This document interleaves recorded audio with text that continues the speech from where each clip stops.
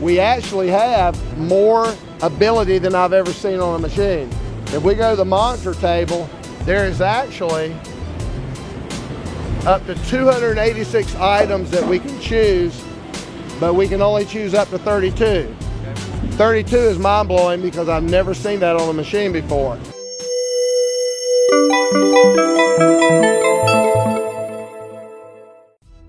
I'm Brad Faulkner from Maruka, in charge of technical support with our customers, consulting and training.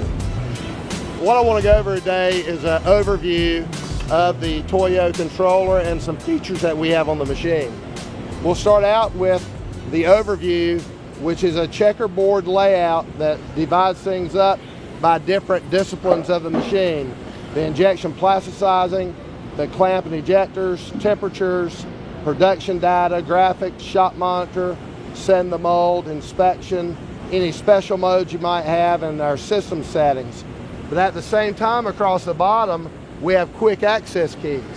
We can go straight to the setup where we may be looking at something like our clamp force or how we'd like to auto purge. One of the things that's unique about the TOYO that we do when we auto purge is that we have the ability to switch over to what we call TWAP. What that does is allows the machine, when it purges, for the screw to come back and purge, but when it gets to the back, stop, reverse direction and turn, then turn in a different direction again and again, almost acting as a washing machine. It helps scrub material off the screw so much faster that we're having customers that are cutting their use of purge in half, which can be expensive, or but the main thing is they're cutting their time in half to start making good parts in the correct color. So that's one of the things we can do on that page. We can also go in and look at our how our process is running and set up our min and our minus, and we can look at the data and how that data is running, how consistently. We can customize this page. We actually have more ability than I've ever seen on a machine. If we go to the monitor table, there is actually up to 286 items that we can choose, but we can only choose up to 32. 32 is mind-blowing because I've never seen that on a machine before. Once we pick those 32, in this case we have 24. When we go back to the data, we can see over cycle and cycle and cycle how it's been running. And remember, there's 32, in this case 24, so there's a whole lot of data that we can look at, and that data can be downloaded into a stick so that we can save that data and evaluate it later. But normally on most machines, when we look at the graphics of how it's running, we can only use, on a lot of machines, up to 3 to pick for a graphic look at how we're doing. TOYO continue with the vertical style and puts our graphs vertically. Now we can see all 32 graphically to see how consistently that they're running. So that's a little beyond anything I've seen with other machines in looking at tracking your machine results graphically. If we go and look at our temperatures, and keep in mind, we can go here or we can use the quick key and just go straight to it. One of the things I want you to notice is in this set point right now, the actuals are pretty much dead on the set point. We've got one here that's running at 494, but it's set at 495. Normally on the machine, you want it to be plus or minus 1 degree. But what we're looking at is out of 5 zones, we're only off 1 total in 1 zone. There's a reason for that beyond the great control that TOYO gives, and that's an option that we have on the barrel. This is a rec system that's an option that we can put on any of our machines down to a limit. You really can't go below 28 millimeters. They haven't developed that yet any smaller. Notice that that temperature is still 490 degrees, yet I can put my hand and place it on the barrel. That keeps all the heat inside the barrel so that we're not losing it to atmosphere, increasing your cost for air conditioning, and it's concentrating the heat. And then you come back and you see how well is keeping up with it, no overshoots, just perfect control. With the better efficient temperature control, what happens is you reach the plastic's temperature equilibrium faster. So at any startup, you start making good parts quicker. It doesn't take as long for them to come around. What I've witnessed, as I've put this on many machines in the past, I had a job once that was running Ultium. And for people who run Ultium, they know that's a difficult material. High temperature, my rear zone was set at 680. And when I looked at my power consumption that I was putting out, as we can see here, it was at 100%, but it actually only got to 660. When I went back and put these Rex heaters on the barrel, not only did it reach 680, it only had 83% to get it up to that. Up to that point, we had never seen it get to temperature before. So, doesn't overrun, but contains and efficiently takes care of our heats. And the fact that you can touch it is a safety additive that can help on the floor. TOYO has some of the most generous tie bar spacing that we have in the industry. But there's been other things that have been done to the machine to improve accessibility. If you can see here in the back, there used to be rods that came through there that interfered with someone setting up a mold being able to get in behind there and tie in ejector rods. They've eliminated that, and now you have total open access. So that makes it very convenient, but not only convenient, it allows the person setting up the machine to do the ejector tie-in faster, which is one of the parts of setting up a machine and a mold that takes a lot of time. So be thinking, change over time. The other thing that's happened in the redesign of the clamp is they've engineered it so that the clamp pressure is directed towards the center as opposed to the four corners. Of course, your mold is not in the four corners. It needs to be concentrated towards the center. So always looking ahead to what we can do to improve. So if we go to the clamp, many ways to go to it. I'll go back to menu, go to clamp and ejector, and we're looking at the speeds, the positions for it to open and to close. I want to point out that we have a nice, easy to use controller, but when we go from generation to generation, we don't have massive changes. We have improvements, but the overall architecture stays the same.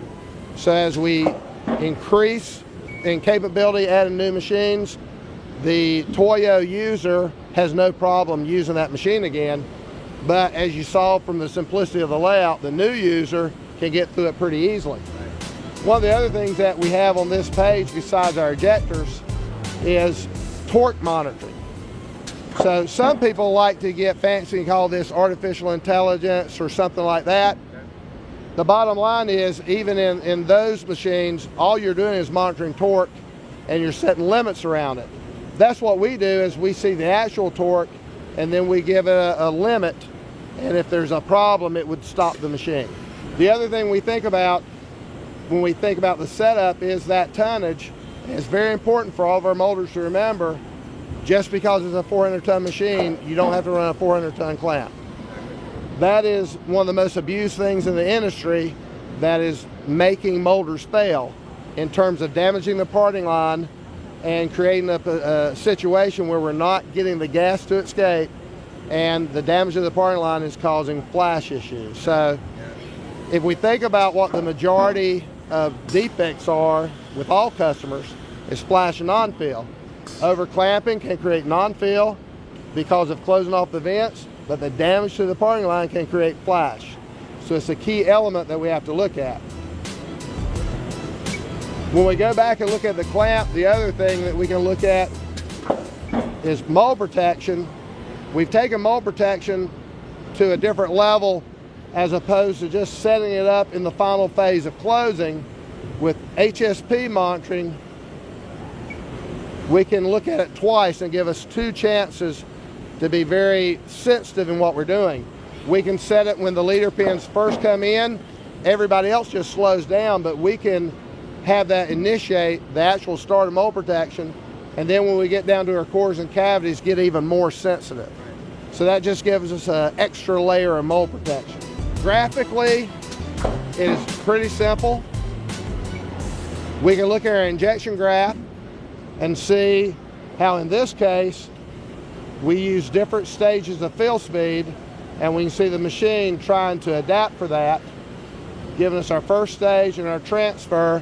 We see it transfer a good drop off and a stabilization. Easy to use, but they split the screen. First stage in this case is the stroke of the screw from the back to transfer. At that point they switch from injection, linear injection distance to time. So now we're looking at how long we're packing it. So it's all about fill speed over a distance, and then it's about time. Production control is always something that people can use to help them determine, rate, where they're at in their production cycle, so they can stay on top of that at all times. We also have other graphs, plasticizing graph, which is looking at the torque, looking at the back pressure and the RPM, so we can watch that graphically and make sure it's consistent. What we've got to remember about graphs is they shouldn't be ignored because they give us a quick visual if the machine is in control. Otherwise, we're looking at numbers, and sometimes a number out of place doesn't stand out, but a graph does. So we can do the graphs different ways. We can make the graph be single, which means that it will always show us the current cycle, or we can go back and we can make it multiple so that it will overlay and we can see cycle after cycle, building a history and comparing one shot to another so we can look for variation. We have a one cycle graph. The one cycle graph is looking at the entire cycle, not just first stage, not just pack or recovery, but the entire thing. My favorite feature, because I'm a processor, is something I think that should be important to processors around the country, and that is whenever we're setting up a process, we should pay attention to what we're doing in first stage and what we're doing in second stage. So it's common when we're troubleshooting or setting up a process that we would eliminate second stage and only look at first stage to make sure we set it to a point to where the part is only 95 to 99% visually full. At that point, we're looking for consistency. The reason why we don't want to be 100% full is visually 100%, we don't know if we're 100% or 105%. So that could create sticking issues, flash issues, things of that nature. But we don't want to be so unfilled that the slowdown from first to second stage causes the flow front to cool and create non-fills. So ideally, we're looking for visually being 95 to 99% full.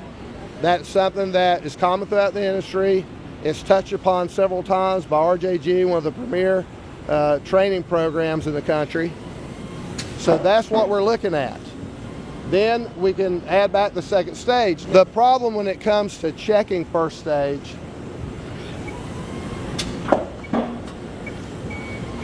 is how do you do it? There's more than one way. On the TOYO, you can see in one quick spot 3 different ways to check first stage. You can take the pressures in pack and hold down. You can take the timers to 0, or you can take the speed in second stage to 0. So many times I go into a customer, have a classroom situation, and I ask the question, how do you check first stage fill? And it's not uncommon to get multiple answers. It's not a good practice. I'm not saying one is worse than the other, but within your facility, you should do it the same way. The problem that we have when people check it is that when the screw comes to the transfer position, which is indicated by this vertical line, the screw never just stops. It bounces. It bounces back. That's not normal. We don't run that way. We don't fill it, bounce back, and then pack it. So that's always been a flaw in the system that exists that we lived with. Well, TOYO worked with a customer and developed something called fill only. As we go forward from here, that's going to be a standard thing that we're having on all our machines, and it makes it so simple and so consistent. When fill only, we would go to our plasticizing sub setup, and towards the bottom, it's actually going to be, it's not on this machine, but it's going to be in this area. We would turn it on. When that happens, the screw comes forward, and when it gets to transfer, the machine is scanning in milliseconds, and it's giving it just enough pressure for it not to go forward, but not to spring back. And it will oscillate the pressure up and down, holding the screw steady until the end of the cycle, not putting any plastic pressure in second stage. It's the truest and smoothest first stage feel that I've ever witnessed in 30 years. So we want to get that on as many machines as we can, and then when you're in your supplier and you say, how do you check first stage feel? Everybody says we press fill only. So everyone is doing it the same way and doing it the best way so they can develop the best process they possibly can. That's my favorite feature that we have now on the TOYO.